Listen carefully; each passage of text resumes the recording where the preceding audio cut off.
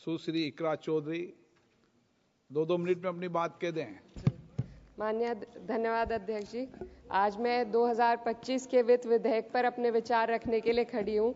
सरकार इस बजट को जन कल्याणकारी बता रही है, लेकिन क्या ये वास्तव में गरीबों, किसानों, श्रमिकों और मध्यम वर्ग के हितों की रक्षा करता है? क्या ये युवाओं को रोजगार देगा? क्या महंगाई में राहत देगा?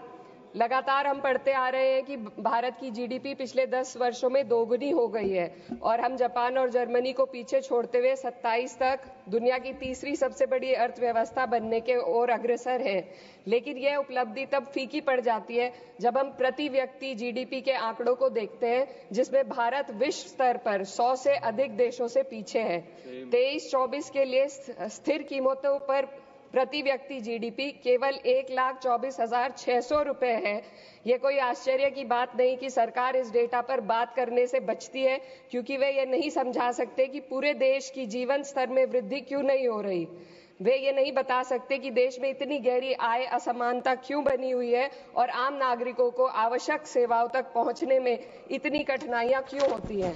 सरकार दावे करती है कि भारत की अर्थव्यवस्था दुनिया में सबसे तेजी से बढ़ रही है, लेकिन इस विकास का लाभ केवल अमीरों को मिल रहा है। आज हमारे देश में शिक्षित युवा नौकरी की तलाश में दर-दर भटक रहा है।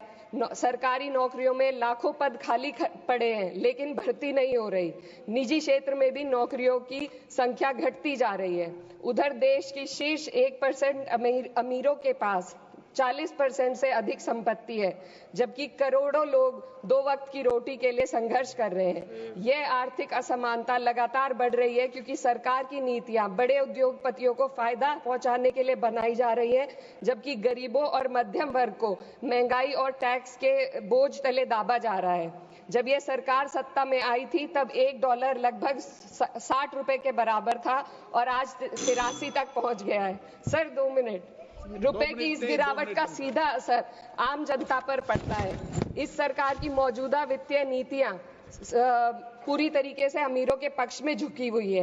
भारत एक समाजवादी देश है जहां सरकार का कर्तव्य है कि शिक्षा, स्वास्थ्य, यातायात जैसी बुनियादी सुविधाओं का लाभ अपने नागरिकों को पहुंचाए और उन्हें समान अवसर और सुरक्षा दे। भारत के सरकारी स्कूलों और अस्पताल की हालात लगातार बद से बदतर होते जा रहे हैं। सर बस किसानों पर अपनी बात रखना चाहती हूँ। हमारा देश तब तक सशक्त नहीं हो सकता जब तक हमारे किसानों को उनका हक नहीं मिलता। 2023-24 में भारत की 46% श्रमिक आबादी कृषि क्षेत्र में कार्यरत थी, फिर भी इस क्षेत्र को नजरअंदाज किया जा रहा है। सरकार किसानों की आय दुगनी करने का वादा करती है, लेकिन असलियत यह है कि खेती की लागत बढ़ रही है, जबकि किसानों की आमदनी स्थिर बनी हुई है। ट्रैक्टर और हार्वेस्टिंग मशीनों पर 12% जीएसटी में सर 1 मिनट सर, किसानों का मुद्दा है, बस 1 मिनट सर, खत्म कर लें। हार्वेस्टिंग मशीनों पर 12% जीएसटी से किसानों को परेशानी और बढ़ रही है। यदि सरकार इस बोझ को कम कर दे तो खेती में फायदा होगा। साथ ही साथ किसान प्रधानमंत्री किसान सम्मान निधि के तहत जो मिलने वाली राशि है उसको बढ़ाकर 6,000 से 12,000 कर दे तो किसानों की आय में फायदा होगा।